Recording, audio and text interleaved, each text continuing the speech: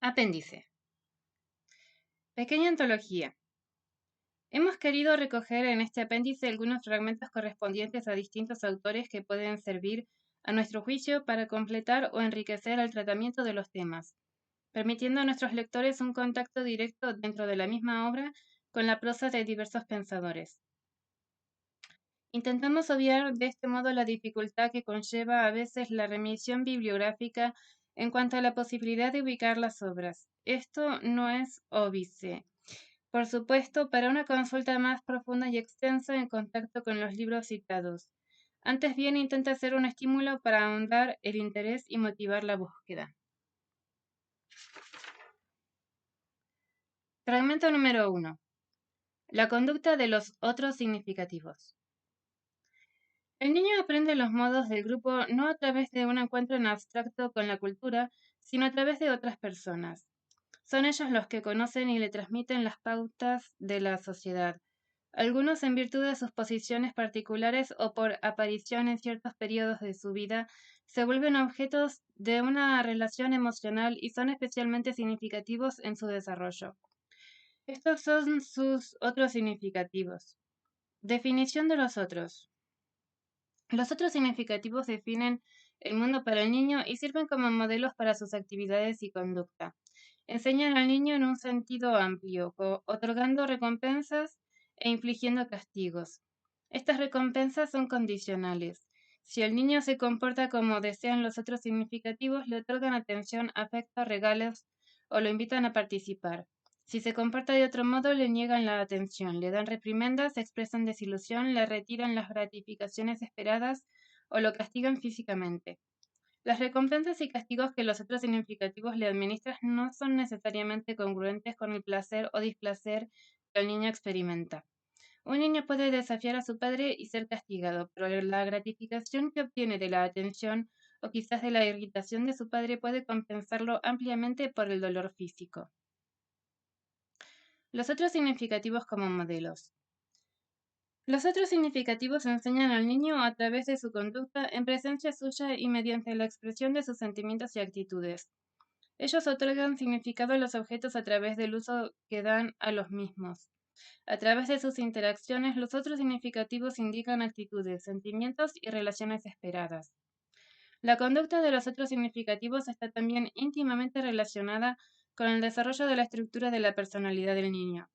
La misma conducta por parte de los otros significativos enseña al niño las pautas de la sociedad y ayuda a determinar su personalidad. Que un niño dado sea agresivo o sumiso, rígido o flexible en su pensamiento, que perciba a los extraños como amistosos o inamistosos, que vea las situaciones nuevas con seguridad o con incertidumbre, sus particulares defensas, su capacidad de amar, todo es, en cierto modo, resultado de la conducta previa de los otros significativos. Su propia estructura de personalidad influye también fuertemente en el proceso de interacción. El niño es un agente interpretativo, nunca un mero recipiente pasivo de las influencias que se ejercen sobre él, y el influjo específico de cualquier interacción particular es siempre una función de lo que el niño ha llegado a ser y de las expectativas y relaciones que formó.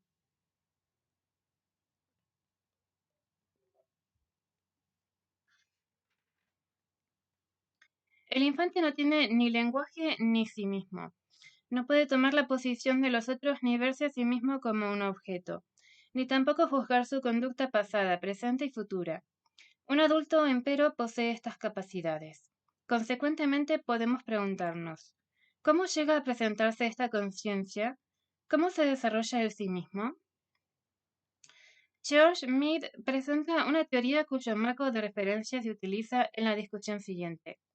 De acuerdo con ella, el sí mismo se desarrolla en tres etapas continuas: la preparatoria, la del juego y la del deporte. Cooley, con anterioridad a Mead, acentuó de igual modo la reacción de los otros al tratar el sí mismo espejo, looking glass self. Un niño se comporta de un modo dado y los otros responden. El niño, sobre la base de la respuesta, está satisfecho o no con lo que ha hecho.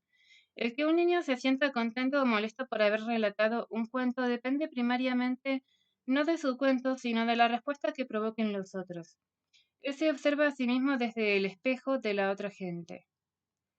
El sí mismo espejo no solo nos ayuda a entender la conducta inmediata del niño, sino que tiene aplicaciones de largo alcance para la personalidad. Un niño hace bromas a los invitados y los otros significativos se ríen por ello y lo llaman inteligente. El niño está contento consigo mismo y busca ser de nuevo un chico inteligente, y de pronto el rol de chico inteligente, temporaria o permanentemente, se vuelve parte de su estructura de personalidad. Consciente o inconscientemente se fomentan algunos roles mientras se desalientan otros. Elkin E. El niño y la sociedad. Buenos Aires, Paidós, 1960, páginas 33 a 38 y 42 a 44.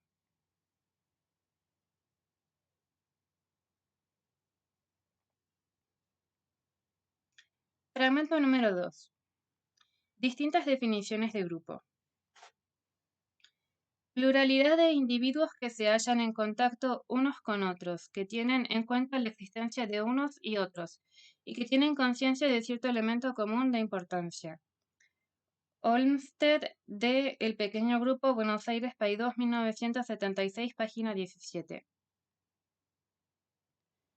Unidad colectiva real, pero parcial, directamente observable y fundada sobre actitudes colectivas continuas y activas, teniendo una obra común que realizar, una unidad de actitudes, obras y conductas que constituyen un marco social estructurable, tendiendo a una cohesión relativa de las manifestaciones de la sociabilidad. Kurtwich, G. Tratado de Sociología, tomo 1, página 187. Un grupo consiste en dos o más personas que comparten normas respecto de ciertas cosas y cuyos roles sociales están estrechamente intervinculados. Bunny M. y Johnson L. Dinámica de grupo en la educación. México Aguilar, 1965, página 39. Características de un grupo. 1. Asociación definible. Una colección de dos o más personas identificables por nombre o tipo. 2. Conciencia de grupo. Los miembros se consideran como grupo, tienen una percepción colectiva de unidad, una identificación consciente unos con otros. 3. Un sentido de participación en los mismos propósitos. Los miembros tienen el mismo objeto, modelo o metas o ideales. 4. Acción recíproca.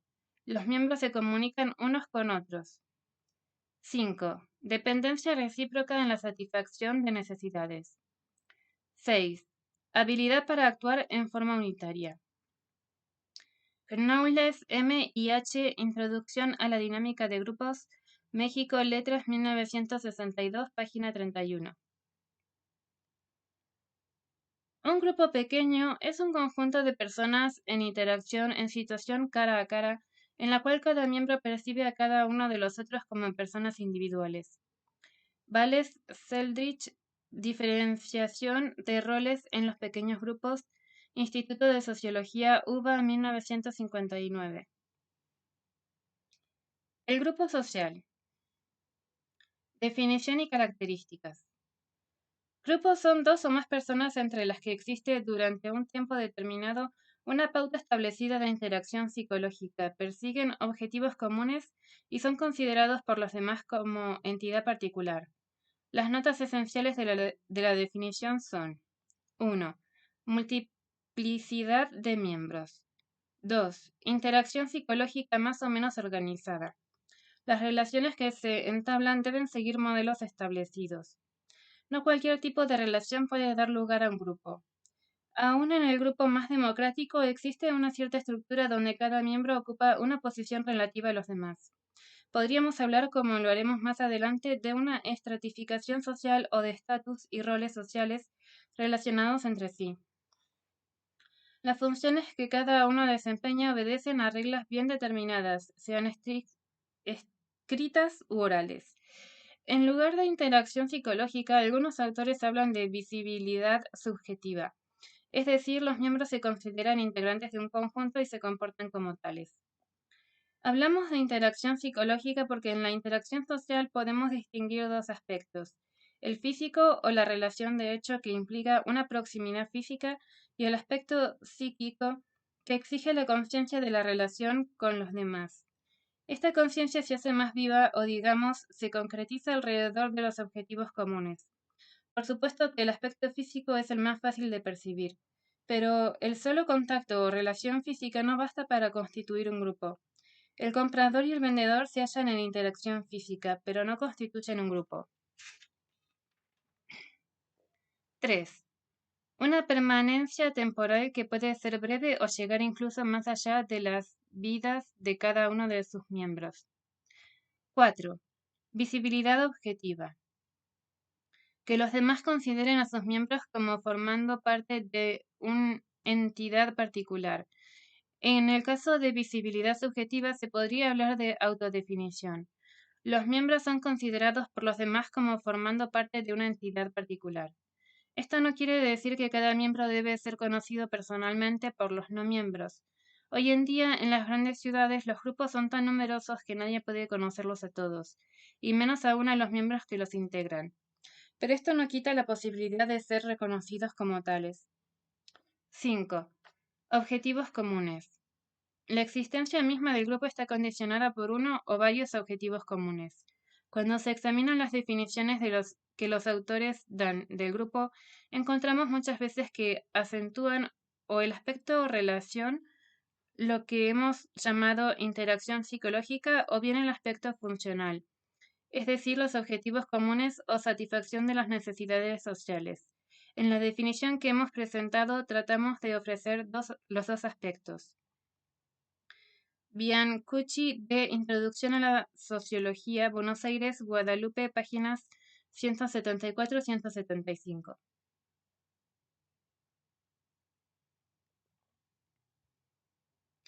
En cuanto a la teoría lewiniana, puede esquematizársela en sus puntos esenciales de la siguiente manera.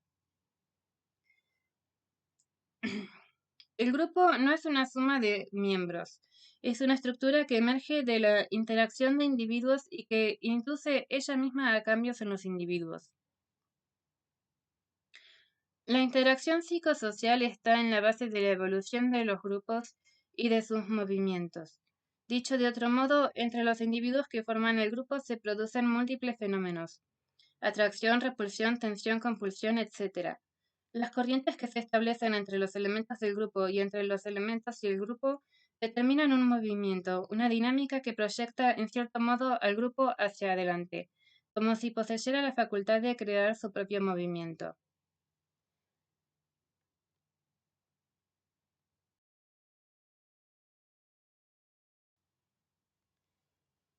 La evolución dinámica del grupo cuenta como sustrato una suerte de espacio que resulta ser el lugar de las interacciones, un verdadero campo de fuerza social. Un sistema social tiene una finalidad interna. Busca la forma de equilibrio a través de las tensiones. Este equilibrio no es estático, sino un proceso en movimiento a lo largo de una cierta línea ideal. Es un equilibrio cuasi estacionario.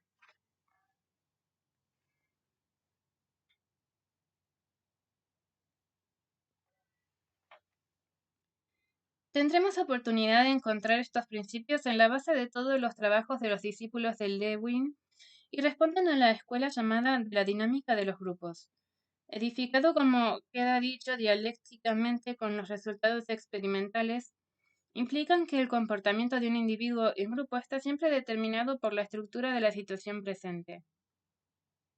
La personalidad de los participantes no ejerce acción sino en función del campo de fuerzas engendrado por la respuesta de cada uno a todos. Esto demuestra, por otra parte, que es difícil de predecir la conducta de un individuo dentro del grupo. Sus reacciones dependerán en última instancia de la interacción entre su personalidad y la personalidad de los otros miembros del grupo. Serán un fenómeno de grupo. Pilloux, J. C. Los pequeños grupos, tomado del fascículo publicado por Universidad Nacional del Litoral Santa Fe, 1962. La psicología de los pequeños grupos, 1, página 17.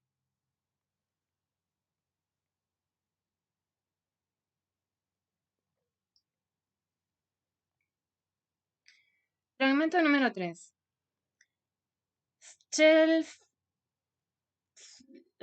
Schlesien, Bohemia, noviembre de 1919. Querido padre, me preguntaste una vez por qué afirmaba yo que te tengo miedo. Como de costumbre, no supe qué contestar. En parte justamente por el miedo que te tengo. En parte porque en los fundamentos de ese miedo entran demasiados detalles como para que pueda mantenerlos reunidos en el curso de una conversación. Y aunque intente ahora contestarte por escrito, mi respuesta será, no obstante, muy incomprensible, porque también al escribir el miedo y sus consecuencias me inhiben ante ti, y porque la magnitud del tema excede mi memoria y mi entendimiento. Yo era un niño tímido, pero seguramente también terco, como deben ser los niños. Sin duda, mi madre me mimaba también, pero no puedo creer que fuera tan difícil tratarme que una palabra cariñosa, un silencioso asirme de la mano, una mirada dulce no hubieran podido obtener de mí lo que quisieran. En el fondo eres un hombre bueno y afable, pero no todos los niños tienen la perseverancia y la intrepidez suficientes como para buscar mucho tiempo hasta llegar a la bondad. Tú solo puedes tratar a un niño de la misma manera con que estás hecho, con fuerza, ruido e iracundia, y esto te parecía además muy adecuado para el caso, porque querías hacer de mí un muchacho fuerte y valeroso. Solo recuerdo con claridad un suceso de los primeros años. Quizá tú también lo recuerdes. Una noche yo lloraba sin cesar pidiendo que me trajeran agua, no sin duda porque tuviera sed, sino probablemente en parte para fastidiar y en parte para entretenerme. Como algunas amenazas violentas no habían producido efecto, me sacaste de la cama, me llevaste al balcón y me dejaste allí un rato, en camisa, solo ante la puerta cerrada. No pretenderé decir que esto estaba mal. Puede ser que en ese momento no hubiese otra forma de conseguir el descanso nocturno, pero, pero quiero caracterizar con ello tus métodos educativos y su efecto sobre mí. Sin duda, esta vez fui obediente, pero había sufrido un daño interior. Nunca pude establecer, de acuerdo con mi naturaleza, la relación correcta entre lo lógico para mí de aquel absurdo pedir agua con lo extraordinariamente terrible de verme llevado fuera. Todavía, años más tarde, me perseguía la visión aterradora de ese hombre gigantesco, mi padre, en última instancia, que podía, casi sin motivo, venir de noche a sacarme de la cama y llevarme al balcón. A tal punto yo no era nada para él. Me hubiera sido necesario un poco de estímulo, un poco de cordialidad que me allanara ligeramente el camino. En cambio, tú me cerrabas el paso, indudablemente con la buena intención de desviarme hacia otro, pero yo no servía para eso. Tú, por ejemplo, me alentabas cuando hacía bien el saludo militar o el paso de marcha, pero yo no era un futuro soldado. O me estimulabas cuando podía comer mucho y aún tomar cerveza, o cuando lograba repetir canciones incomprensibles o tus frases usuales, pero nada de eso pertenecía a mi porvenir. En aquel entonces, y solo en aquel entonces, me hubiera sido necesario el estímulo.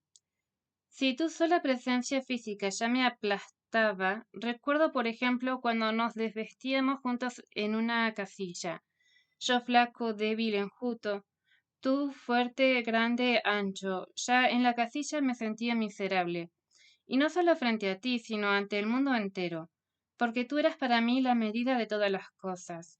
Pero después salíamos de la casilla e íbamos entre la gente, yo tomado de tu mano, un esqueleto pequeño, vacilante, descalzo sobre las tablas, temeroso del agua, incapaz de imitar tus movimientos para nadar que, con la mejor intención, pero en realidad para mi vergüenza profunda, tú repetías constantemente para enseñarme. Yo me sentí entonces completamente desesperado y todas mis experiencias desalentadoras en otros terrenos coincidían a la perfección en ese momento. A ello correspondía además tu supremacía espiritual. Tú habías llegado tan alto mediante tu propio esfuerzo que por eso tenías una ilimitada confianza en tu parecer. Desde tu sillón gobernabas el mundo. Tu opinión era la correcta y cualquier otra absurda, exagerada, insensata, anormal. Asumías ante mí el enigma de los tiranos, cuyo derecho se funda en su persona y no en la razón. Por lo menos así me parecía. Kafka, F. Carta al padre. Buenos Aires, Alpe, 1955, trozos escogidos.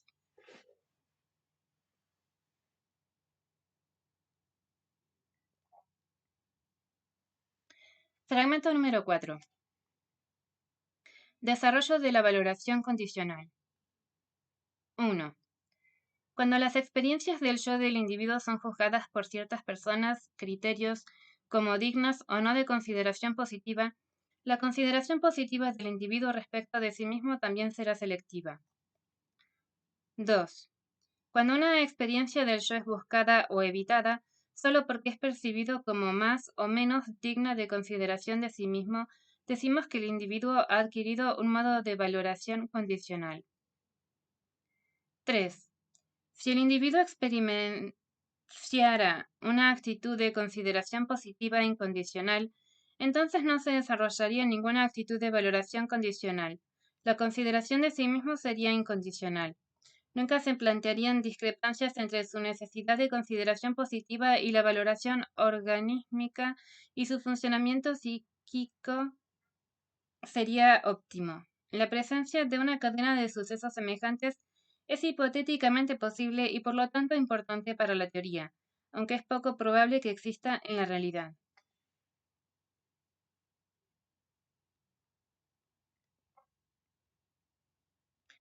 Para el niño el afecto es muy satisfactorio, pero para saber si lo recibe o no, debe observar la expresión del rostro de la madre, sus gestos y otros signos ambiguos. Desarrolla así una gestalt global acerca de la forma en que es juzgado por su madre, y cada nueva experiencia de afecto o rechazo tiende a alterar la totalidad de la gestalt. Por consiguiente, cada vez que su madre desaprueba un acto cualquiera, el niño tiende a interpretar esa desaprobación como si estuviera dirigida a su comportamiento total, es decir, a su persona. Como el niño asigna mucha importancia a la aprobación de su madre, muchas veces no se deja guiar por el carácter agradable o desagradable de sus experiencias y conductas, es decir, por el grado en que la experiencia mantiene o enriquece el organismo, sino por la probabilidad de recibir afecto. Esta actitud hacia experiencias particulares pronto se extiende al conjunto de su personalidad. Independientemente de su madre y de otros individuos criterios, el niño adopta hacia sí mismo y su conducta la actitud global manifestada por esos individuos, la aprobación o la desaprobación, el deseo o la repulsión, que experimenta hacia ciertas experiencias tiende a englobar el conjunto de su experiencia. Por consiguiente, tiende a valorar positivamente ciertos comportamientos que en el plano organísmico no valora realmente como positivos, es decir, como conformes con su necesidad de mantenerse y enriquecerse. Del mismo modo, tiende a asignar un valor negativo a ciertas conductas que en realidad considera agradables y conformes con su necesidad de actualización. Cuando la conducta del niño está guiada por factores introyectados de esta clase, su función de valoración se vuelve condicional. El niño es incapaz entonces de adoptar respecto de sí mismo y sus experiencias una actitud independiente de las condiciones externas.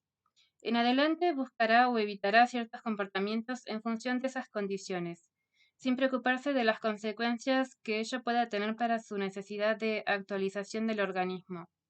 Esto es lo que entendemos por valoración condicional, concepto que ha reemplazado al de introyección, concepto menos preciso que hemos dejado de utilizar. El individuo pierde el estado de integración que caracteriza su infancia a causa de la violación de su función de valoración, que pasa a ser una valoración condicional.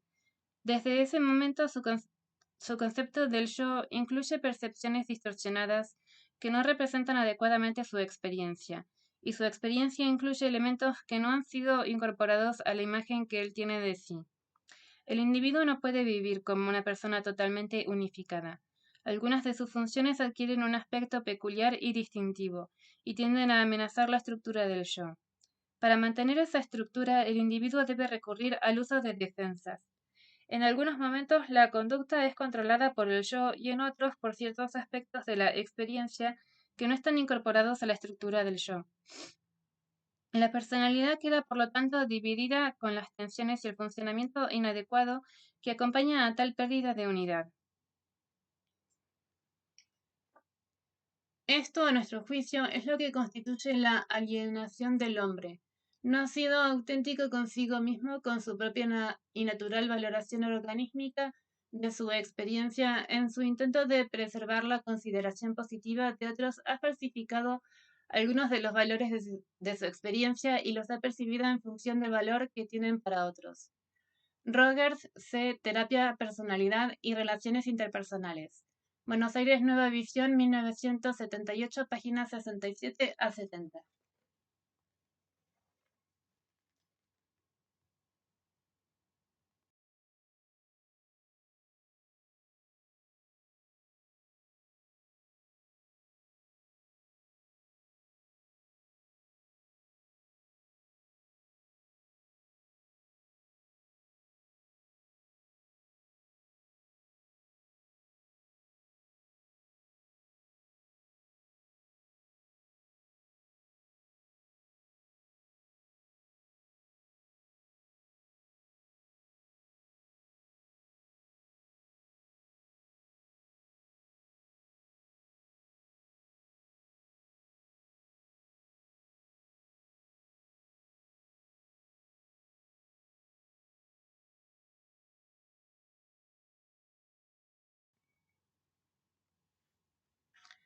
Fragmento número 5. Como ya vimos en el nivel relacional, las personas no comunican nada acerca de hechos externos a su relación, sino que proponen mutuamente definiciones de esa relación y por implicación de sí mismas. Como ya se mencionó antes, tales definiciones poseen sus propios niveles de complejidad. Así, para tomar un punto de partida arbitrario, la persona P puede ofrecer a la otra O una definición de sí misma. P puede hacerlo en alguna de las numerosas formas posibles, pero cualquiera que sea el qué y el cómo de su comunicación en el nivel del contenido, el prototipo de su metacomunicación será así es como me veo.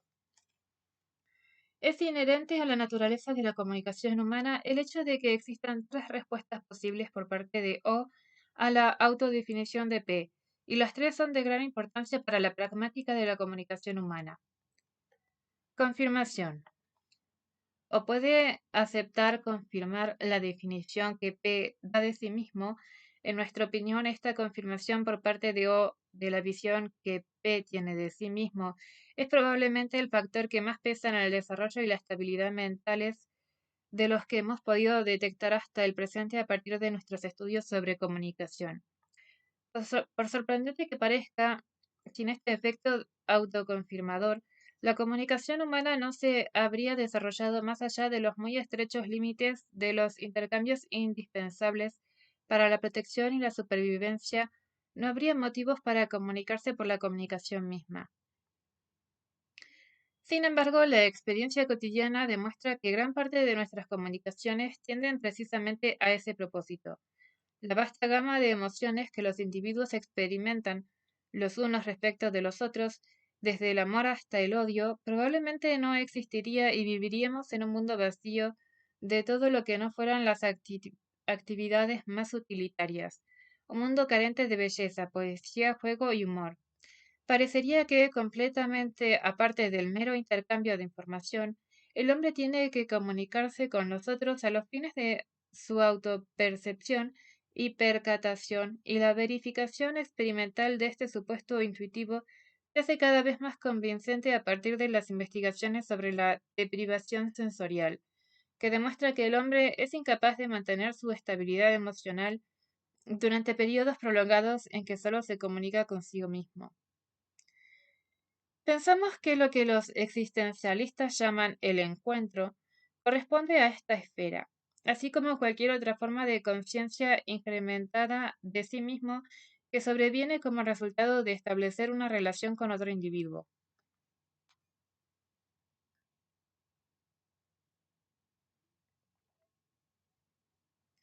Rechazo. La segunda respuesta posible de O frente a la definición que P propone de sí mismo consiste en rechazarla. Sin embargo, por penoso que resulte, el rechazo presupone por lo menos un reconocimiento limitado de lo que se rechaza y por ende no niega necesariamente la realidad de la imagen que P tiene de sí mismo. De hecho, ciertas formas de rechazo pueden incluso ser constructivas, como ocurre con la negativa de un psiquiatra a aceptar la definición que un paciente da de sí mismo en la situación transferencial y con la que el paciente puede tratar de imponer al terapeuta su propio juego relacional. Desconfirmación. La tercera posibilidad es, quizás, la más importante, tanto desde el punto de vista pragmático como desde el psicopatológico. Se trata del fenómeno de la desconfirmación que, como veremos, es muy distinto del rechazo directo de la definición que el otro hace de sí mismo. Laing cita a William James, quien escribió cierta vez: no podría idearse un castigo más monstruoso, aun cuando ello fuera físicamente posible, que soltar a un individuo en una sociedad y hacer que pasara totalmente inadvertido para sus miembros. 88, página 89. No cabe mayor duda de que tal situación llevaría a una pérdida de la mismidad, que no es más que una traducción del término alienación.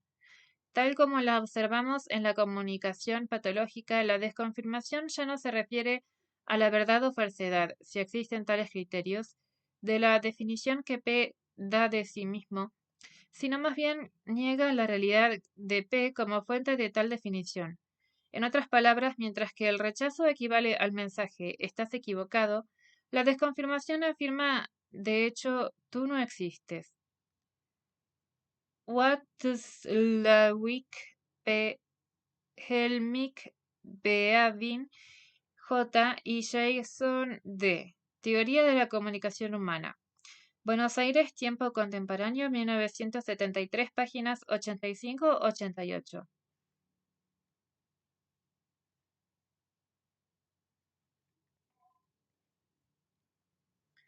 Fragmento número 6. 7. Confirmación y desconfirmación. El que un hombre confirme totalmente a otro es una posibilidad ideal que rara vez se realiza. La confirmación se da siempre en forma práctica, como Buber dice, en uno u otro grado. Cualquier interacción humana implica alguna medida de confirmación, en último caso de los cuerpos físicos de los participantes, incluso cuando alguien mata a otro. El más leve signo de que otro nos reconoce confirma por lo menos nuestra presencia en su mundo. Podemos juzgar que los actos y las secuencias de interacción son más o menos y de diferentes maneras, confirmatorios o desconfirmatorios. La confirmación puede variar en intensidad y extensión, cualidad y cantidad, respondiendo tibiamente, impenetrablemente, tangencialmente, etc. al otro. Dejamos de roborar algunas de sus facetas y roboramos otras. Los modos de confirmar y desconfirmar varían. Es posible confirmar con una sonrisa, confirmación visual, un apretón de manos, confirmación táctil, una frase de aliento, confirmación auditiva. Una respuesta confirmatoria concuerda con la acción evocadora, reconoce el acto evocatorio y acepta su significación respecto del evocador y en caso contrario del que responde. La reacción confirmatoria, por su parte, es una respuesta directa, a propósito, o de la misma frecuencia que la acción que la inicia o la evoca. Una respuesta parcialmente confirmatoria no necesita convenir, armonizar o satisfacer. El rechazo puede ser confirmatorio si es directo y no tangencial, y si reconoce la acción evocadora y garantiza su importancia y validez. Existen diferentes niveles de confirmación y de desconfirmación. Es posible confirmar una acción en un nivel y desconfirmarla en otro. Algunas formas de rechazo implican un reconocimiento limitado, la percepción de lo rechazado y la capacidad de responder a ello. Percibimos una acción rechazada y esta percepción prueba que la admitimos como un hecho. El rechazo directo no es tangencial, no escarnece ni invalida en otras formas. No necesita ni menospreciar ni exagerar la acción original. Tampoco es sinónimo de indiferencia o impenetrabilidad. Ciertas zonas del ser de una persona pueden clamar más que otras por su confirmación. Algunas formas de desconfirmación pueden ser más destructuras del propio desenvolvimiento que otras. Podemos llamarlas esquizógenas. La ontogénesis de la confirmación y la desconfirmación apenas ha comenzado a ser explorada. Las respuestas adecuadas para el infante no son para el niño o el adulto. Hay épocas de la vida en que se experimentan más confirmaciones o desconfirmaciones que en otras. Las cualidades o capacidades que la madre o el padre, los hermanos, los parientes o los amigos confirman o desconfirman pueden diferir ampliamente. La faceta que una persona niega puede roborar la otra. Una parte o faceta de sí mismo que es falsa o que uno considera falsa pueden confirmarla activa y tenazmente uno de los padres o ambos, o incluso todas las figuras significativas a la vez. En las diferentes épocas de la vida, la necesidad práctica o sentida de ser confirmado o desconfirmado y los modos en que se logra una u otra cosa varían tanto por lo que hace a los aspectos del ser, de la persona del caso, como por lo que toca a los modos de confirmar o desconfirmar en lo particular dichos aspectos.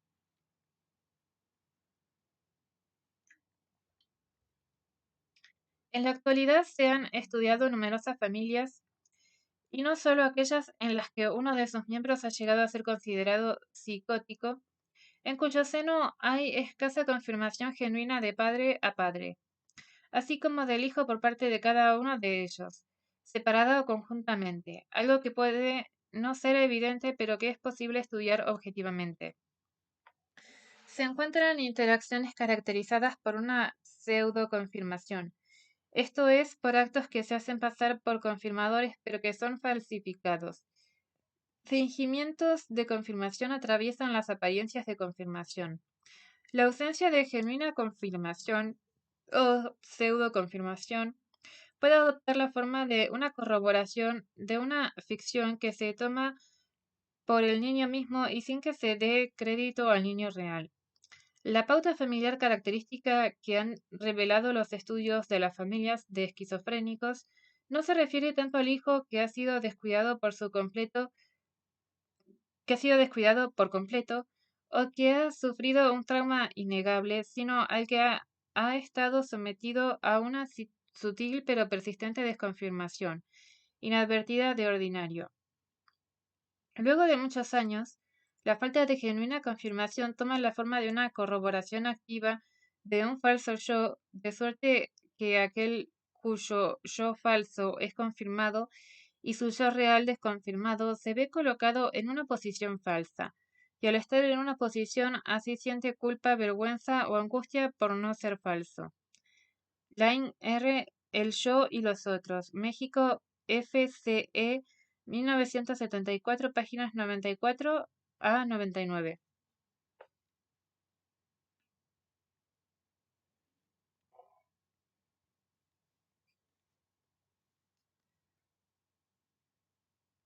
Fragmento número 7. La neurosis. Todos somos criaturas de la necesidad. Nacemos necesitando y la gran mayoría de nosotros muere después de una vida de lucha con muchas de nuestras necesidades no satisfechas. Estas necesidades no son excesivas. Ser alimentado, mantener el calor y seco, crecer y desarrollarse a un ritmo propio, ser tenido en brazos y acariciado y recibir estímulos. Estas necesidades primales son la realidad central del niño. El proceso neurótico empieza cuando quedan sin satisfacer durante cierto tiempo. Un recién nacido no sabe que debe ser levantado cuando llora o que no debe ser destetado demasiado pronto, pero cuando sus necesidades no son satisfechas, sufre. Al principio, el niño hará todo cuanto esté en su poder para satisfacer sus necesidades. Se incorporará para que lo levanten, llorará cuando tenga hambre, moverá las piernas y se agitará para dar a conocer sus necesidades. Si esas necesidades no son satisfechas durante un cierto tiempo, si no es tenido en brazos, cambiado o alimentado, padecerá un sufrimiento continuo hasta que pueda hacer algo para conseguir que sus padres lo satisfagan, o hasta interrumpir el sufrimiento interrumpiendo la necesidad. Si su dolor es drástico, puede producirse la muerte, como se muestra en estudios hechos sobre niños de asilos. Como el niño no puede vencer por sí mismo la sensación de hambre, es decir, no puede ir a la heladera o encontrar un sustituto del afecto, se ve obligado a separar sus sensaciones, hambre, deseo de que lo tomen en brazos, de la conciencia. Esta separación entre uno mismo y las propias necesidades y sentimientos es una maniobra instintiva encaminada a suprimir el dolor excesivo. Le llamamos escisión. El organismo se escinde con objeto de proteger su continuidad, pero esto no significa que las necesidades no satisfechas desaparezcan. Por el contrario, durante toda la vida siguen desplegando una fuerza, canalizando intereses y produciendo motivaciones tendientes a la satisfacción de dichas necesidades. Pero el sufrimiento ha hecho suprimir de la conciencia las necesidades, y entonces el individuo debe lograr gratificaciones que sirvan de sustituto. En una palabra, debe lograr la satisfacción de sus necesidades simbólicamente. Como no le estaba permitido expresarse, quizás se ve obligado a tratar de conseguir que otros lo escuchen y entiendan más tarde en su vida. No solo hay necesidades insatisfechas que persisten hasta lo intolerable separadas de la conciencia, sino que sus sensaciones se sitúan en otros sectores donde puede lograrse mayor control o alivio. Así se pueden aliviar los sentimientos orinando. Más tarde el sexo puede tener el mismo efecto, o controlarlo suprimiendo la respiración profunda. El niño insatisfecho aprende a disimular y cambiar sus necesidades en otras simbólicas. Como adulto quizás no sienta la necesidad de succionar el pecho de su madre debido a un destete brusco y temprano, pero será un fumador incesante. Su necesidad de fumar es una necesidad simbólica y la esencia de la neurosis es la búsqueda de satisfacciones simbólicas. La neurosis es un comportamiento simbólico de defensa contra un sufrimiento psicobiológico excesivo. La neurosis se perpetúa a sí misma porque las satisfacciones simbólicas no pueden satisfacer necesidades reales. Para que las necesidades reales sean satisfechas deben ser sentidas y experimentadas. Por desgracia, el sufrimiento ha hecho que esas necesidades quedaran enterradas. Una vez enterradas, el organismo pasa a un estado continuo de vigilancia. Ese estado de vigilancia es la atención, que impulsa al niño y más tarde al adulto a satisfacer la necesidad de cualquier manera posible. Esta vigilancia es necesaria para asegurar la supervivencia del niño. Si perdiera la esperanza de satisfacer alguna vez sus necesidades, quizás moriría. El organismo sigue viviendo a cualquier precio, y ese precio suele ser la neurosis, la exclusión de necesidades y sentimientos corporales insatisfechos, porque el sufrimiento es demasiado grande para resistirlo. Janov A. El grito primal. Buenos Aires, Sudamericana, 1975, páginas 17 a 19.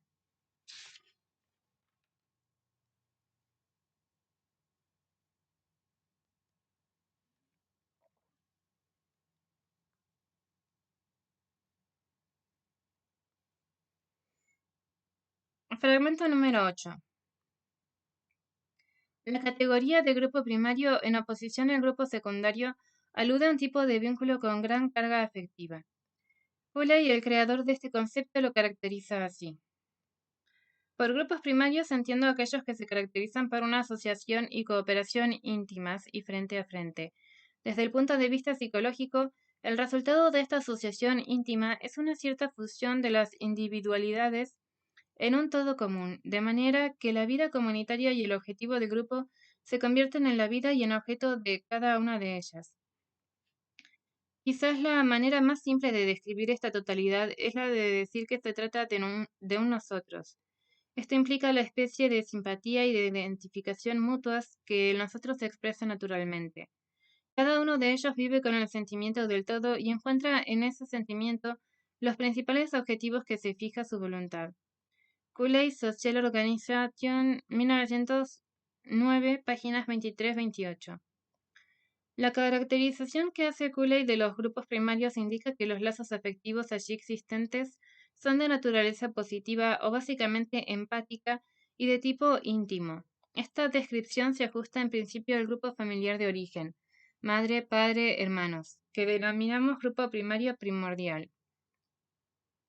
Primordial GPP por ser el primero y el más importante para la formación de la personalidad, y también el grupo familiar que puede construir el sujeto adulto, cónyuge, hijos o un grupo de amigos íntimos, etc.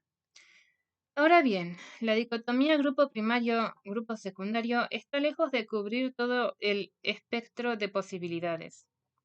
Existen grupos sumamente significativos para la vida del sujeto donde la interacción psíquica es fuerte y personal, pero no siempre responden a un carácter empático ni íntimo. Así, por ejemplo, para un adolescente, su grupo escolar puede no ser un grupo primario en el sentido de Cooley. Puede ocurrir que no se den vínculos íntimos entre él y sus compañeros y que no haya una identificación colectiva con un nosotros empático, pero siempre será significativo e importante en su vida psíquica. El adolescente se sentirá marginado o integrado, querido o rechazado, triunfante o fracasado dentro del grupo. Percibirá entre sus compañeros un clima cordial u hostil, competitivo o cooperativo, autoritario o democrático. Y esto, lejos de ser neutro o indiferente para él, tendrá suma significación en su vida emocional, en su autoimagen y en la percepción de sus posibilidades de comunicación con el mundo externo. Es a este tipo de grupos significativos, primarios o no, que nos referimos cuando hablamos de la incidencia de los grupos pequeños no primordiales en el desarrollo del yo individual. Nuestra propuesta terminológica sería esta. Grupos significativos, primario o no primario. Del primario salen primordiales o no primordiales. Y del no primario no sale nada. Barreiro T. hacia un modelo de crecimiento humano. Buenos Aires, Nuevo Estilo, 1983, página 56.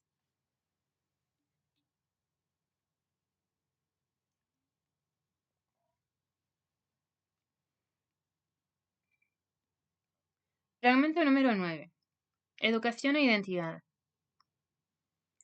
Una finalidad básica de la educación de la identidad es ayudar al niño a reconocer que su concepto de sí mismo, la imagen que tiene de sí, forma parte de una red de evaluaciones y autocríticas que influyen poderosamente sobre sus sentimientos y reacciones. Nos pareció por tal causa que debíamos comenzar dicha educación enseñando al niño a reconocer de qué manera se juzga a sí mismo, qué consecuencia acarrea su juicio, dónde aprendió los criterios que emplea para juzgarse y qué alternativas a su autocrítica tiene a su alcance. Nuestras suposiciones básicas fueron que a todos los niños les preocupa lograr y conservar un concepto satisfactorio de sí mismos y que el conocimiento de los elementos de la autocrítica los ayudaría a alcanzar ese objetivo. Para llevar a la práctica el modelo se emplearon 4 estrategias diferentes. La primera se basaba en la pregunta: ¿quién eres tú y por qué eres diferente de los demás? La segunda utilizaba anteojos unilaterales. La tercera consistía en un experimento con ellos y nosotros. Y la cuarta se valía de sillas para ilustrar el concepto de sub-ios o sub-yos.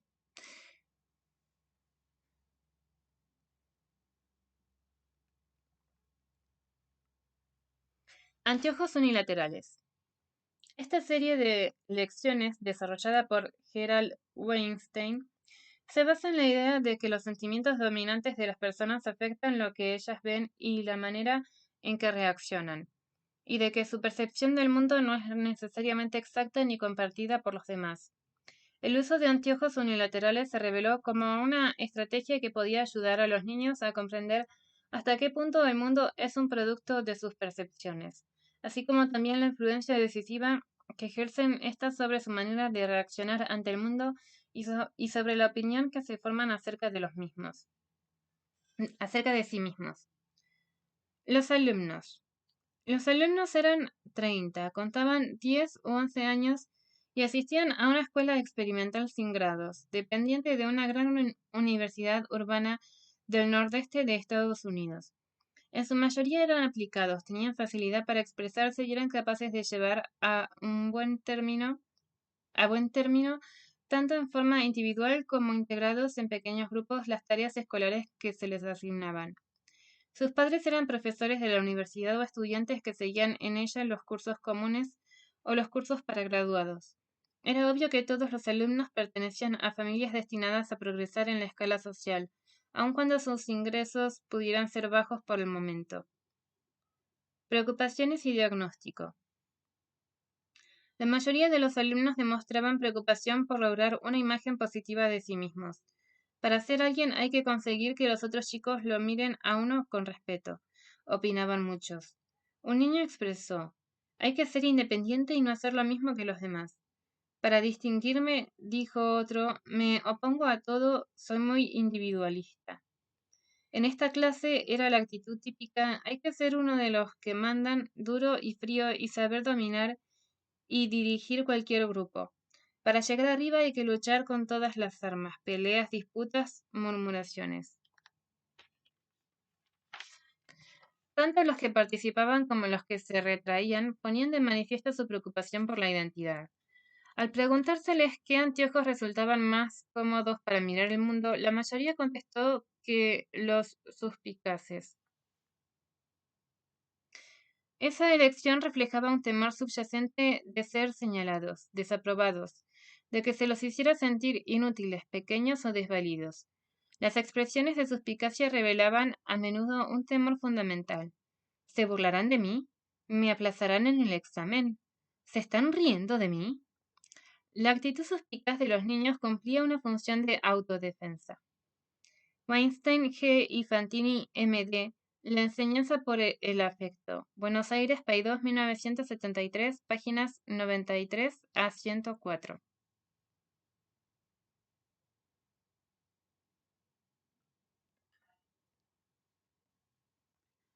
Fragmento número 10. Presentación del concepto de crecimiento de maduración.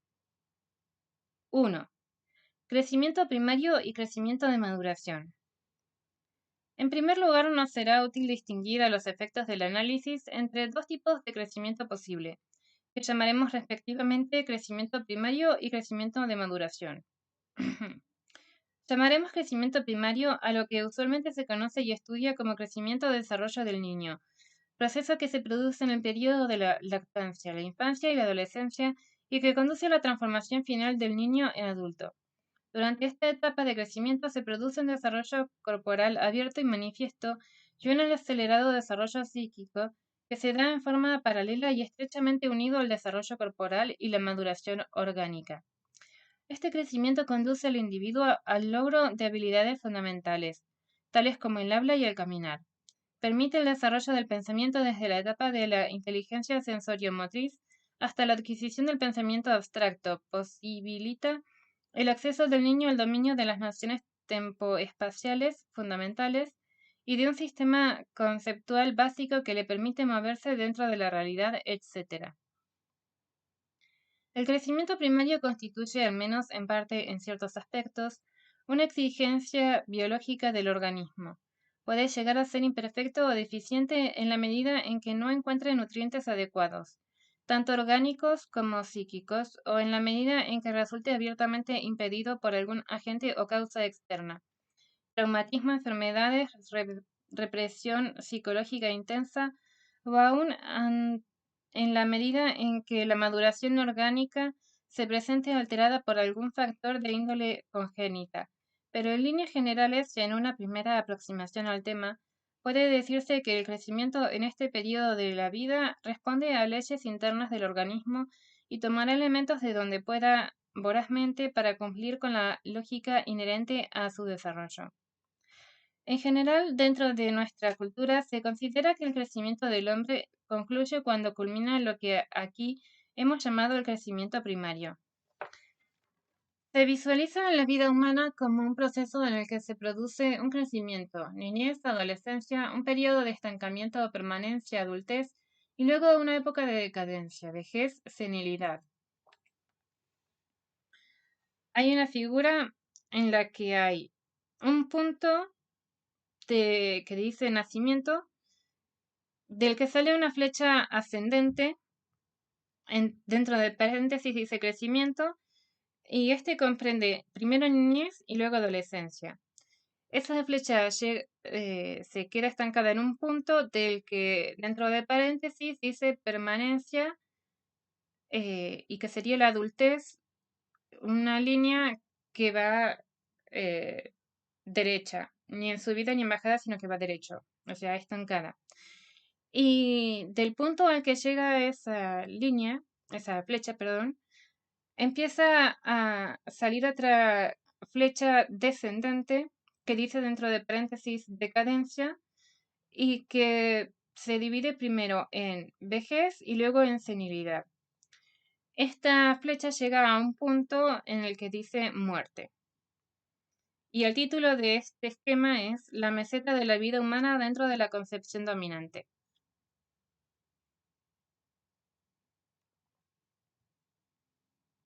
El concepto de crecimiento está definido así de acuerdo con lo que se considera que son límites estrictamente biológicos. Este límite natural del crecimiento se asigna no solo al desarrollo corporal, por supuesto, sino también a las funciones mentales. Así se habla BGR de un crecimiento o desarrollo natural de la inteligencia que se detiene alrededor de la segunda década de la vida. Nosotros sostendremos aquí que además del crecimiento primario existe para el hombre la posibilidad de otro tipo de crecimiento que no reconoce el límite en el tiempo y que llamaremos crecimiento de maduración.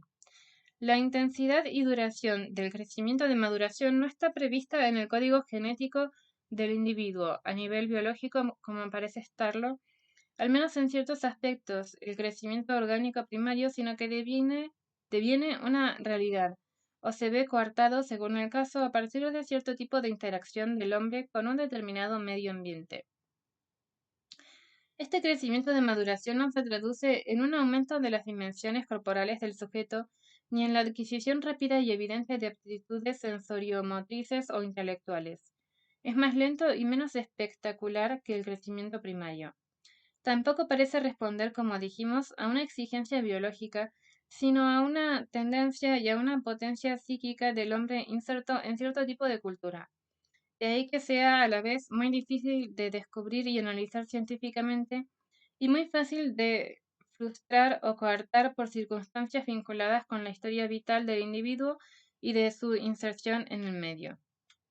Mientras la potencialidad para el crecimiento primario parece reconocer un límite biológico y encuentra su culminación natural en la adquisición de ciertos estadios de madurez física y ciertas estructuras cognitivo-afectivas básicas, la potencialidad para el crecimiento de maduración no reconoce, al menos a priori, un límite en la edad del sujeto, quizás con la sola excepción de la regresión senil producida por procesos estrictamente bioquímicos. Así entendiendo el esquema de crecimiento potencial en la vida de un hombre sería este. Un punto que dice nacimiento del que sale una flecha ascendente en forma diagonal. Ascendente en forma diagonal, o sea, que dice dentro de paréntesis crecimiento primario, del que se desprende niñez y luego adolescencia. Y después dentro de otro paréntesis dice crecimiento de maduración, del que se desprenden adultez y luego vejez. De ahí la flecha es como que va bajando, hace una curva y empieza a bajar. De ahí sale la palabra senilidad y cuando la flecha llega a un punto aparece la palabra que dice muerte. Y el título de esto se llama Curva de la vida humana según la teoría del crecimiento de maduración.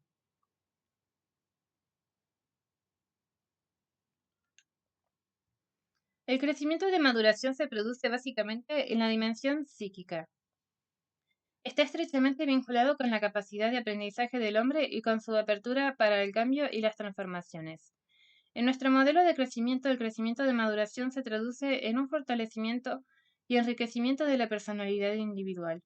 Supone algo así como un proceso de construcción y consolidación personal del yo, un ahondamiento y profundización de ciertas capacidades y potencialidades que, en condiciones ideales, es decir, dentro de un contexto sociocultural adecuado, deben encontrarse en estado de tensión o latencia activa en el individuo cuando éste ha comenzado a transitar los últimos estadios del crecimiento primario. El crecimiento de maduración se manifiesta en las siguientes facetas o dimensiones del hombre. 1. Emotividad profunda. 2. Capacidad de comunicación. 3. Racionalidad, capacidad imaginativa e intuición. 4. Construcción del yo y consolidación de la identidad personal. 5. Sensibilidad y apertura a experiencias. 6. Creatividad y capacidad expresiva. 7. Integración psicosomática. Afianzamiento del manejo y vigencia del cuerpo. 8. Realismo adulto. 9. Capacidad de trabajo constructivo. 10. Impulso hacia una trascendencia social activa.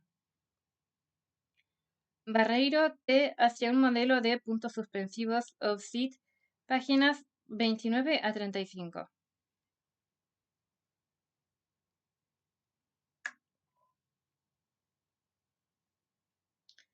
Fragmento número 11.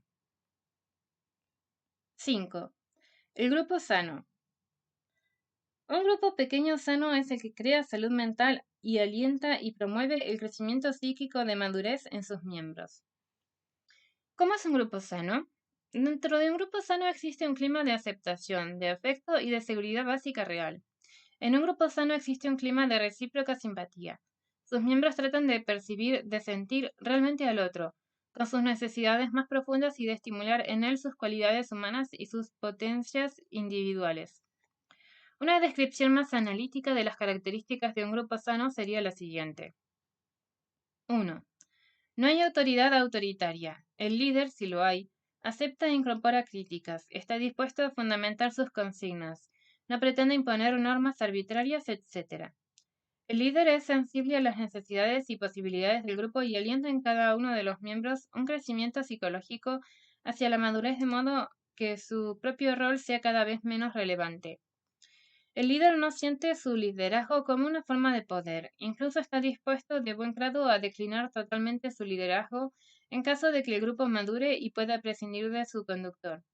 En rigor, en una situación óptima de salud mental y madurez de los miembros, el líder no existe, o en todo caso el liderazgo es rotativo. 2. La totalidad del grupo respeta y valoriza debidamente cada uno de sus miembros por sí mismo, no tanto por sus conocimientos, habilidades o aptitudes, como por su condición humana y sus potencias latentes. Ningún miembro se siente menoscabado o marginado en su identidad personal. 3. Existe una corriente afectiva positiva entre los miembros del grupo. Existe fe, confianza en sus miembros. 4. Se alienta y estimula a cada miembro a que brinde lo mejor de sí, que cree y que se exprese dentro del grupo. 5. Se rescata la importancia de la subjetividad y la experiencia individual. Se acepta que cada miembro tiene conflictos, dolores y sufrimientos, esperanzas y necesidades. Se acepta que cada miembro tiene su historia personal singular. 6. No se teme sacar a luz los conflictos. Se discute con sinceridad y apertura las actitudes de sus miembros. No hay hipocresía ni fingimientos. Sus miembros tratan de ser entre sí lo más sinceros posibles y ponen de manifiesto sus críticas, sus temores, sus dudas respecto del resto. 7. Si es necesario, aparecen discrepancias fundamentales, se hacen explícitos los valores ocultos y subyacentes. Se discuten, se busca lograr una coherencia en los valores y evitar los códigos dobles, se aceptan las disidencias de opinión y los puntos de vista individuales. 8. No hay competencia ni A. Por el poder, que ya no hay autoridad irracional. B. Por el respeto y consideración de los otros, ya que todos los miembros son valorizados por sí mismos. C. Por el prestigio, lo que se deduce finalmente al punto anterior. D. Por el afecto de la autoridad, ya que cada miembro encuentra su gratificación afectiva dentro de la totalidad del grupo. 9. Interesan más las cuestiones de fondo que las cuestiones formales, ceremoniales o rituales. 10. Sus miembros no están preocupados por brindar una imagen, no les preocupa demasiado que los demás adviertan sus presuntos defectos o imperfecciones. No pretenden cubrirse con una máscara para resultar más aceptables o dignos de respeto. 11. El grupo en tanto tal busca trascender hacia afuera, hacia otros grupos o individuos. No es un grupo simbiótico, autosatisfactorio, no genera etnocentrismo, no produce competencia con otros grupos, sino todo lo contrario. 12. Dentro del grupo no se dan relaciones de instrumentalización de sus miembros. No se usa al otro como instrumento o cosa, ni el grupo instrumentaliza a sus miembros, ni los miembros del grupo se instrumentalizan entre sí.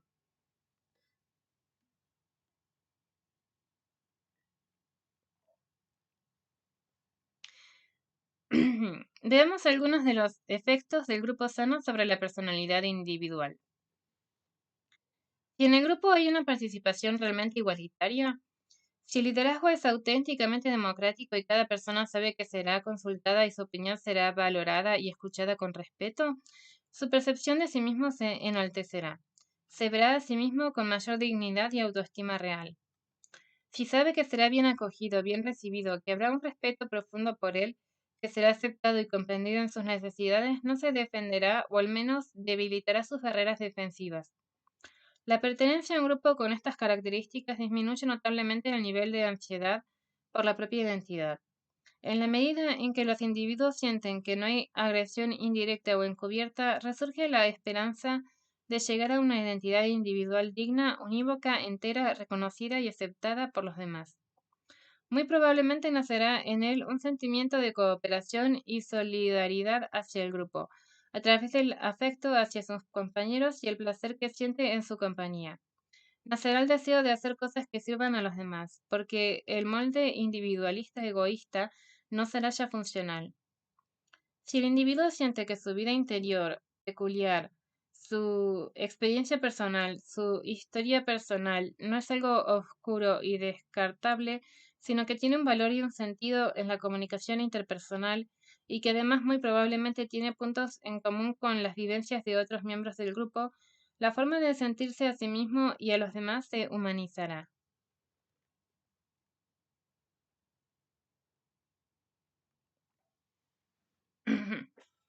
8. ¿Es el grupo sano una utopía? Quizás alguien al leer este trabajo se haga la reflexión de que los mecanismos que aquí llamamos distorsionantes son inevitables y aún necesarios en los grupos y que la posibilidad de existencia del grupo sano es una utopía. Esta creencia escéptica puede originarse en que se nieguen distintos tipos de factibilidad a los grupos sanos, factibilidad psíquica, psicosocial, macrosocial o histórica. Por lo que hace al cuestionamiento de la factibilidad psicosocial, la postura escéptica puede plantear que la naturaleza de todo grupo, de toda interacción y comunicación humana grupal, supone la existencia de algunos de estos mecanismos distorsionantes. Esta postura puede formularse diciendo que algunos de estos mecanismos supuestamente distorsionantes constituyen algo así como el factor aglutinante que mantiene unido al grupo y lo torna eficiente. También el escepticismo psicosocial puede dirigir su mirada al funcionamiento de la sociedad y adoptar la forma del siguiente cuestionamiento. ¿Podría funcionar una sociedad con el tipo de mecanismos que se postula para los grupos sanos? ¿Encontrarían los individuos motivación para actuar si se eliminara el autoritarismo y la competencia, la humillación, el elitismo y el etnocentrismo agresivo? ¿O caeríamos en el caos y la desidia, la inercia cultural y la desintegración social? ¿De dónde sacarían la motivación los individuos para enfrentarse con su trabajo o con las obligaciones pesadas de la vida? ¿Cómo se organizaría la disciplina, etcétera? La respuesta que damos a todos estos interrogantes tiene que ver con nuestra concepción del hombre, lo que creemos acerca de las necesidades profundas del ser humano y nuestro modelo implícito de crecimiento o desarrollo psíquico. En torno a estas cuestiones, las teorías psicológicas se separan en una forma radical, marcando un surco profundo entre distintos supuestos antropológicos. Ese surco fue, a mi juicio, el que separó a Freud de Reich, quien no pudo aceptar las tesis escépticas sustentadas por Freud en el malestar de la cultura.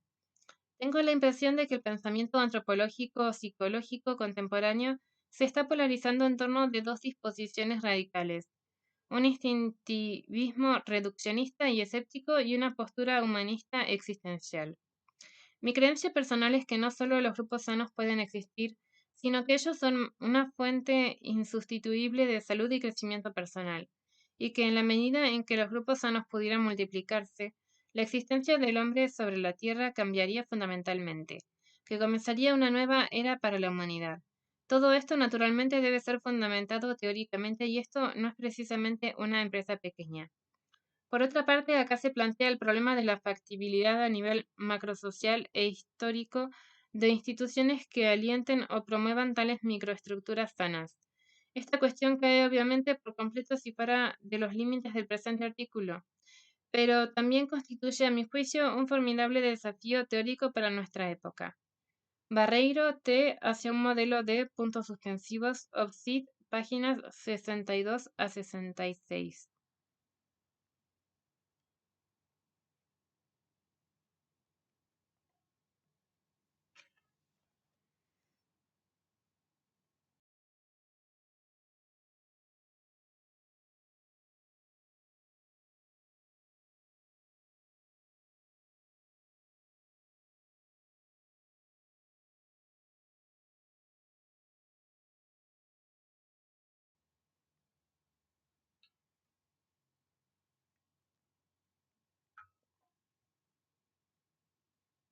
Fragmento número 12.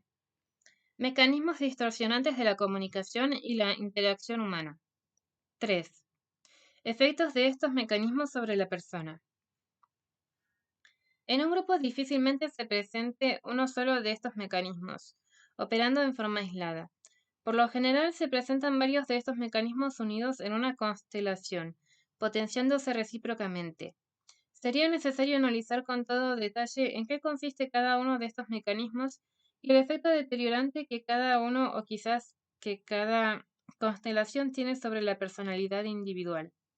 Esta tarea no puede ser realizada en detalle dentro de los límites del presente artículo. Solo destacaremos aquí muy sucintamente algunos efectos que en general producen sobre las personas estos mecanismos grupales distorsionantes. A. Crean una identidad dependiente en alto grado. Estimulan la ansiedad y la tensión en la búsqueda constante de aprobación y aceptación. B. Socavan la seguridad en sí mismo, no estimulan la propia valoración. C. No permiten profundizar o valorizar la propia experiencia ni la ajena y por ende no promueven la originalidad y creatividad individual. D. Obligan a erigir barreras defensivo-ofensivas que traban o empobrecen la comunicación interpersonal, crean recelo y desconfianza hacia el otro. E. Mutilan el sentimiento de trascendencia hacia los otros. Incentivan el egocentrismo primario. F. Empujan a un crecimiento defectuoso en lugar de estimular el desarrollo de aptitudes en función del propio crecimiento o de la solidaridad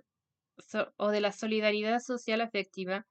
Conducen a desarrollar las partes de sí que resulten eficientes o aptas para una buena adaptación.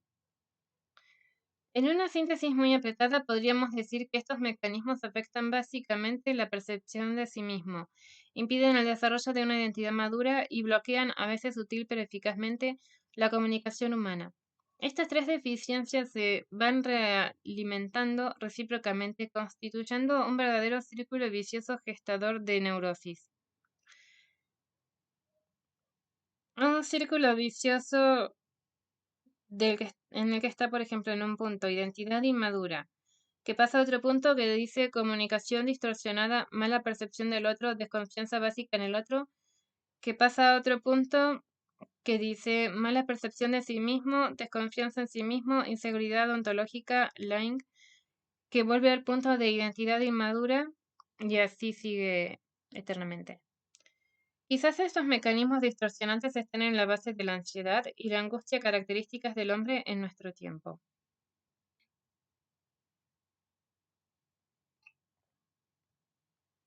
4. Constelación de mecanismos en los distintos grupos. Estos mecanismos suelen darse agrupados de distinta manera, de acuerdo con la naturaleza del grupo. Algunos no aparecen en cierto tipo de grupos y otros en cambio aparecen con suma frecuencia. Esto no es, por supuesto, predecible en forma absoluta. Solo puede hablarse de combinaciones más o menos probables dado el carácter y la finalidad del grupo. Así, por ejemplo, en los grupos primarios primordiales pueden darse autoritarismo abierto o encubierto, competencia entre hermanos por el afecto de los padres, entre cónyuges por el poder o por el prestigio o por el afecto de los hijos, etc. Mensajes duales, dobles códigos, chantaje afectivo, subordinación del afecto al cumplimiento de las normas, simbiosis, simulación, presentación de una imagen de seguridad, de confianza, de honorabilidad, etc. Encubrimiento de conflictos e insatisfacciones, tabúes sobre temas sexuales, etc. Depresión. Es más difícil que se den, por ejemplo, negación de la subjetividad, distancia, formalismo e instrumentalización. En los grupos laborales puede darse el autoritarismo, instrumentalización, competencia, agresión, elitismo, negación de la subjetividad, etnocentrismo agresivo. Es menos frecuente la simbiosis o el chantaje afectivo. En los grupos intelectuales académicos o artísticos suelen darse autoritarismo encubierto, elitismo, negación de la subjetividad, formalismo y sobre todo competencia por el prestigio, por el poder y aún competencia económica. Puede darse también el etnocentrismo agresivo, rechazo a otras corrientes de investigación y otras escuelas. Es más difícil que se den la simbiosis o la depresión. Barreiro T. hacia un modelo de puntos suspensivos OPSIT, páginas 60 a 61.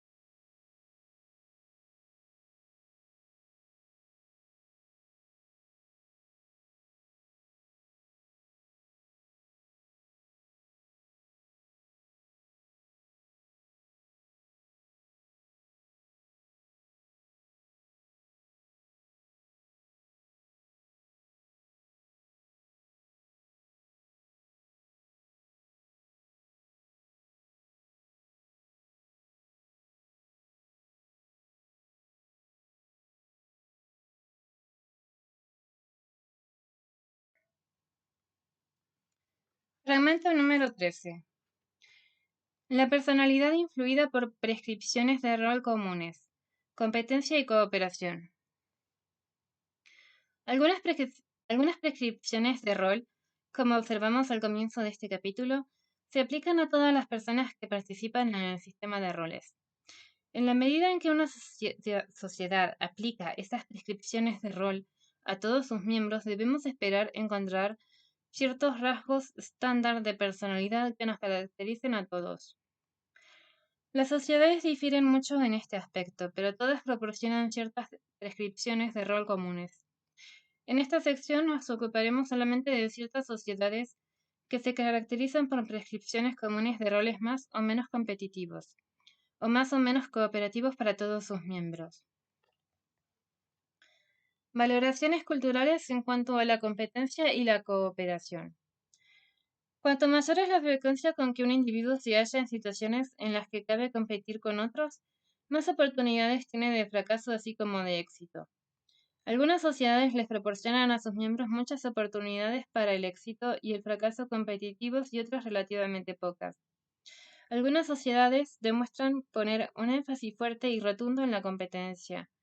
Los Kwakiutl ofrecen un ejemplo extremo y nuestra propia sociedad un ejemplo menos extremo.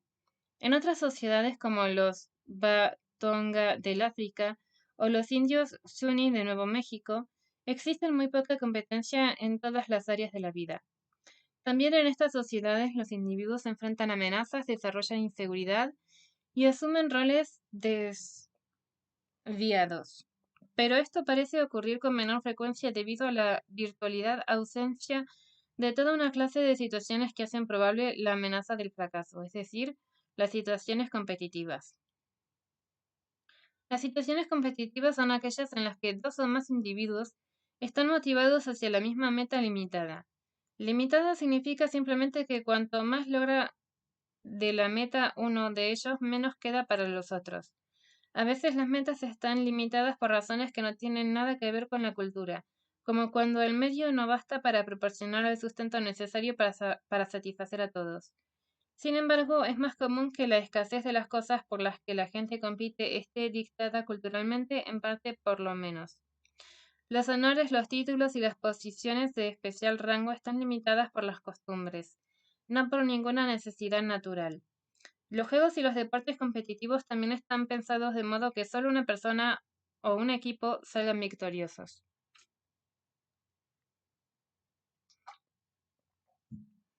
Algunas características de las sociedades competitivas que favorecen la inseguridad. Aún sin discutir el problema de los orígenes culturales, es posible observar algunas características de las sociedades competitivas que contribuyen a la inseguridad personal. Estas generalizaciones no pueden tomarse como absolutas porque son pocas, relativamente, las sociedades conocidas del mundo que han sido estudiadas con cuidado. Se las extrae sobre todo de un análisis de 13 sociedades ágrafas realizado por M. Mead y un grupo de antropólogos que colaboraron con ella que se han publicado con el nombre de Cooperación y Competencia en los Pueblos Primitivos, 1937.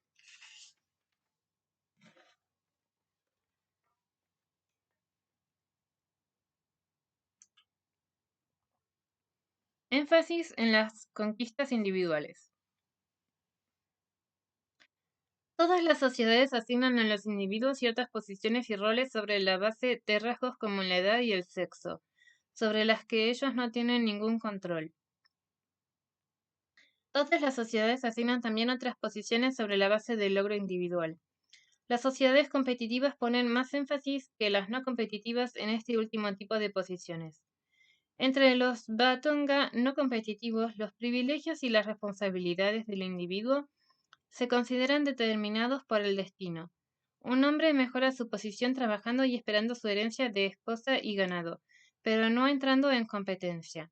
Lo que es bueno para él es bueno para todo el Croal, aldea, y no hay nadie que se quede con menos esposas o con menos ganado por el hecho de que él obtenga más. En las sociedades competitivas, en cambio, los individuos están motivados a mantener o mejorar sus posiciones por su propio esfuerzo.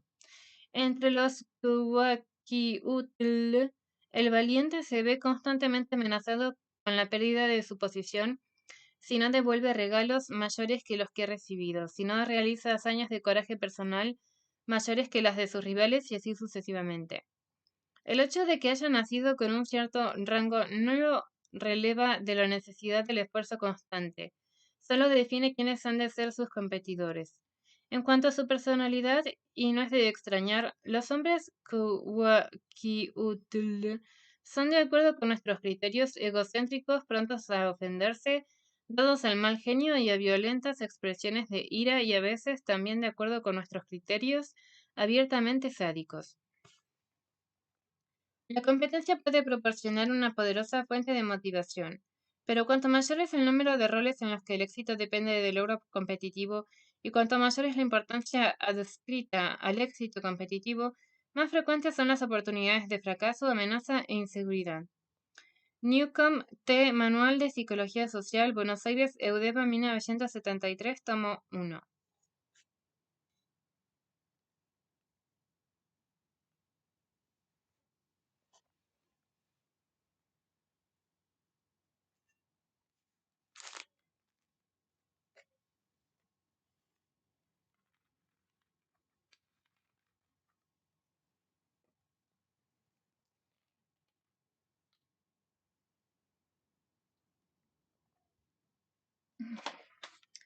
Fragmento número 14.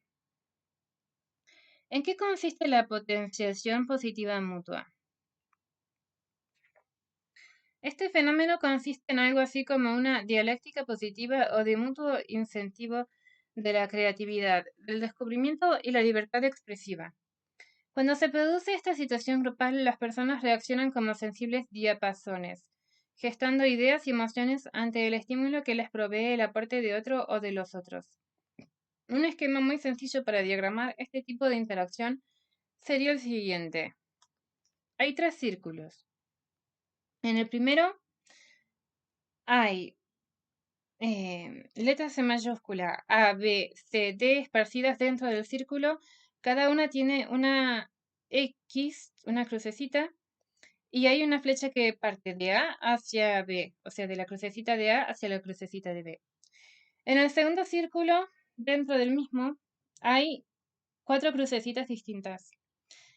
De una parten dos flechas hacia dos crucecitas distintas y a la misma llega una flecha intermitente desde otra crucecita.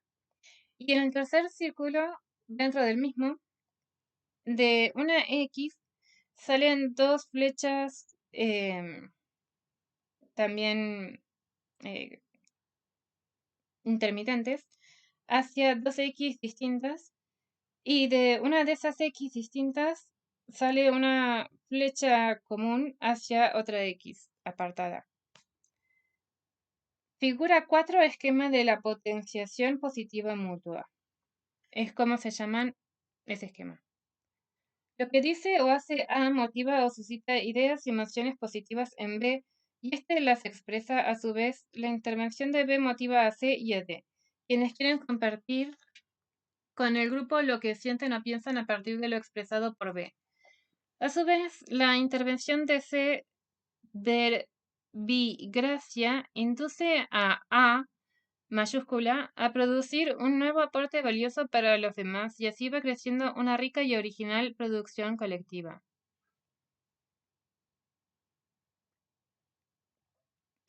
Esta es, por supuesto, una descripción unilineal y simplificada de este sutil y fascinante fenómeno. Y tiene por lo menos dos serias falencias. Por un lado, no recoge los efectos de irradiación múltiple en el seno de una estructura, y por el otro hace pensar en una especie de armonía idílica, que no corresponde con los complejos vaivenes de la dinámica grupal. Pero hemos querido dar con este bosquejo una idea sucinta de este fenómeno grupal. Intentando huir de la pobreza propia de los esquemas y asumiendo el riesgo de caer en la oscuridad del lenguaje de las analogías y las metáforas, diremos que en estos momentos el proceso grupal se podría comparar con el diálogo o contrapunto entre distintos instrumentos de una orquesta que, puestos a improvisar, se dan pie uno a otro para la creación, entretejiendo un todo armónico, o el mismo fenómeno entre personas que bailan juntas de un modo creativo y complementario, donde el movimiento de uno va surgiendo y suscitando el del otro. Y aún llevando la analogía a su expresión más audaz y desenfadada, podríamos encontrar un paralelismo con la cópula amorosa en plenitud, donde el placer, la libertad y la creatividad de uno, unido al deseo profundo de comunicación y gratificación del compañero, va desatando en este su propio potencial de comunicación, de expresión y de vitalidad. Todo esto en el caso que nos ocupa, aplicando al descubrimiento y construcción del conocimiento colectivo y la creación conjunta. Este fenómeno se encuentra en las antípodas del que resulta producido por el desencadenamiento de una agresión fuerte dentro de un grupo, que promueve lo que podríamos llamar la dialéctica de la agresión. A agrede a B. ¿Qué hace B ante esa agresión? Puede devolver la agresión a A, desplazarla contra un miembro más débil del grupo, producir una irradiación generalizada de esa agresión, asumir una actitud pasiva donde aparentemente resulta neutralizada la fuerza de la agresión, etc. Los dos fenómenos, la potenciación positiva mutua y la dialéctica de la agresión, tienen en común el hecho de que tanto uno como en otro algo se va potenciando, retroalimentando entre los miembros. Solo que en el primer caso lo que se desplaza y potencia es una fuerza positiva constructiva, que estimula el crecimiento individual y grupal, y en el segundo una fuerza destructiva que provoca malestar, frustración y parálisis. Es cierto que, como ya dijimos al señalar las falencias del esquema presentado, los fenómenos de la interacción grupal prolongada son más complejos y no se dan en blanco y negro, solo agresión o solo aceptación, etc. Estas corrientes emocionales pueden irse entrelazando y en ocasiones puede ocurrir DGR que algún episodio de carácter conflictivo y con carga agresiva puede resolverse si es bien trabajando dentro del grupo o en una fuerza positiva. Pero lo que nos interesa marcar o destacar aquí son estos dos tipos de fenómenos como figuras conceptuales contrapuestas para analizar ciertos aspectos en la marcha de un proceso grupal. Nosotros hemos tenido el privilegio de vivir distintas experiencias grupales en que se producían momentos de potenciación positiva mutua, y sea desde la coordinación o desde la participación como miembro en grupos muy pequeños, nuestra propia creatividad se vio estimulada y enriquecida por el intercambio y la cooperación. Y estas experiencias han alimentado una y otra vez nuestra esperanza en la potencia del trabajo grupal como herramienta de cambio y crecimiento, tanto individual como grupal y por ende social.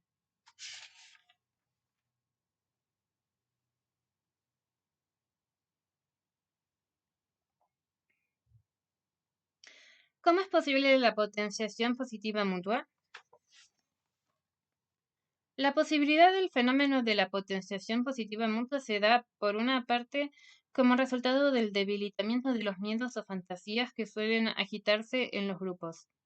Miedo a la descalificación, a la agresión, a la desvalorización, etc. Al no sentir el temor a ser descalificada, juzgada, humillada o ignorada, la persona puede expresarse libremente y puede ir sacando o mostrando sus facetas más positivas, constructivas o creadoras, que es lo contrario de lo que sucede cuando comienza a potenciarse la agresión.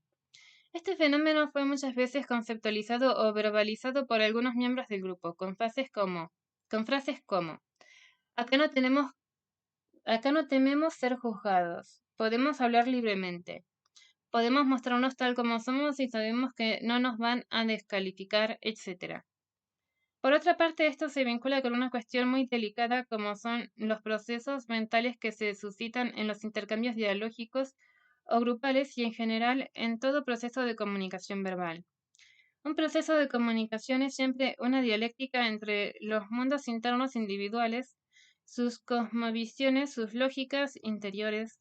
Cuando la comunicación es buena y fluida, cuando hay cuidado y respeto recíproco y predomina una actitud de escucha mutua, este proceso se va produciendo placenteramente y cada uno puede ir buscando libre y creativamente los vericuetos de sus propias asociaciones mentales e ir construyendo con él o los otros una trama conceptual fecunda. Esto no ocurre cuando se da un vínculo de dominación o un vínculo opresivo dentro del grupo o en la relación bipersonal, cuando el intercambio verbal es una pugna entre individualidades. Así, por ejemplo, en una relación autoritaria o de poder entre dos personas, A y B, donde A intenta ejercer dominio sobre B, A tratará de imponerle a B su propia lógica y si lo logra, solo obtendrá jirones empobrecidos del universo mental de B, que a duras penas irá acoplándose al discurso armado o impuesto por A, y quedará tal vez convencido de su propia debilidad cognitiva. Entre la copiosa información recogida en los grupos figura una importante cantidad de recuerdos y testimonios personales donde aparecen las figuras autoritarias como produciendo parálisis mental. Para cerrar esta referencia al fenómeno de la potenciación positiva mutua, digamos que uno de los logros mayores de un coordinador que responda a la filosofía del grupo GREC es poder promover momentos más o menos prolongados y más o menos frecuentes de esta circulación de la comunicación y la producción conjunta. Barreiro T. Huskiewicz S. y Murielo A. El perfeccionamiento docente en pequeños grupos como factor de cambio en educación. Investigación realizada en IICE, FAC, PIL, Universidad de Buenos Aires, 1988.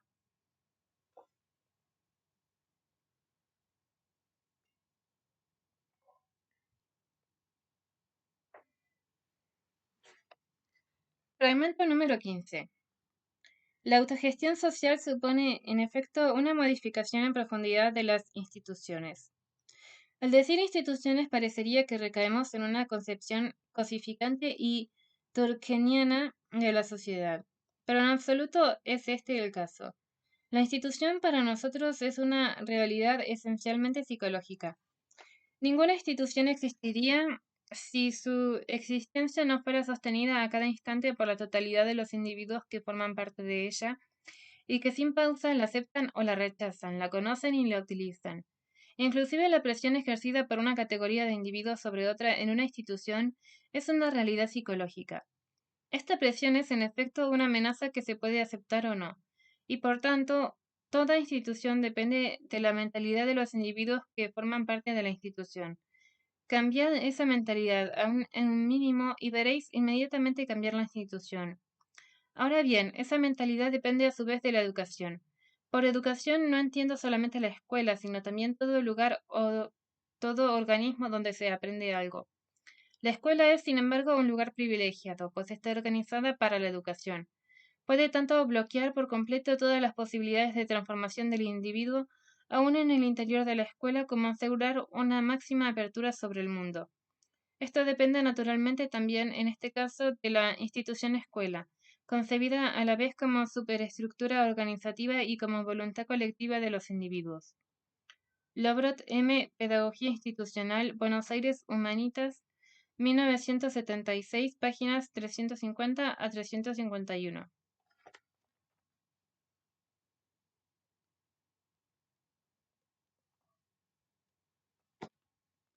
Fragmento número 16. Los partidarios de la pedagogía institucional manifestaron siempre una gran preocupación política. La crítica de Lobrot a la burocracia y el funcionamiento burocrático de la institución pedagógica es, ante todo, una crítica política. Y la pedagogía institucional que propone tiene un objetivo político en la medida en que él, como vimos, entiende la autogestión pedagógica como una preparación para la autogestión política.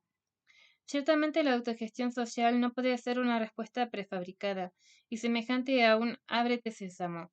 Y es aquí donde interviene la autogestión pedagógica.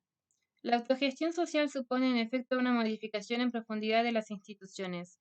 Para que esta modificación vaya produciéndose, la autogestión debe ir introduciéndose por todas las brechas del sistema social, educando a las personas, proponiendo modos alternativos de funcionamiento y desarrollando un nuevo humanismo.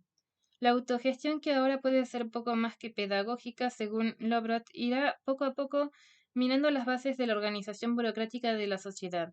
A medida que esa autogestión vaya ampliando sus aplicaciones, los efectos que producirá se harán notar más y más, tanto a nivel de lo pedagógico como a nivel de lo psicopolítico. Los grupos en autogestión crearán de esta forma islotes de acción antiburocrática que tenderán a la modificación del equilibrio social, tanto más cuanto más amplia sea la difusión.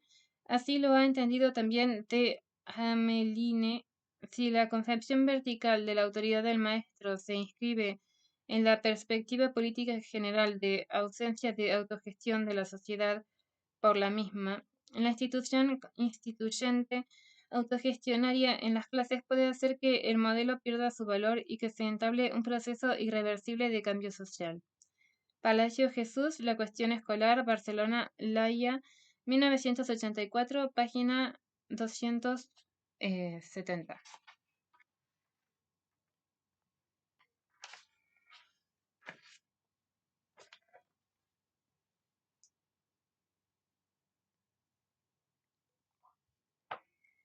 Y fragmento número 17. Los niños se enfrentan a situaciones en que determinados adultos asumen la autoridad que les otorga la institución y que se ejerce en casi todos los contextos escolares cotidianos. La autoridad del maestro se expresa y confirma en su trato con los padres de los niños y en el ordenamiento de todo el quehacer educativo, del comportamiento personal, aseo, formas de vestirse y de la disciplina. El maestro interviene frecuentemente en disputas personales entre los niños. Por eso tanto acusarse entre pares. A pesar de la legitimación escolar desde su posición, el maestro tiene que negociar constantemente su autoridad frente al grupo con estrategias que solo de vez en cuando son coercitivas, castigos, amenazas, etc. Se dice que los alumnos distinguen con rapidez a los maestros que no tienen el atributo de autoridad frente al grupo y modifican las reglas del juego en su interacción con ellos. Los maestros suelen redefinir constantemente esos niveles de tolerancia. Hay momentos en que las normas del comportamiento ideal del alumno sí rigen, y otros en que no importan mucho, pero el maestro conserva la facultad de restablecer el orden requerido por la escuela. En el proceso se transmite una de las características de este tipo de autoridad, su naturaleza arbitraria e impredecible. Rockwell, el sí de huellas, bardas y veredas, una historia cotidiana en la escuela. Cuadernos de Investigación Educativa número 4, México 1989, páginas 26 y 27. Fin.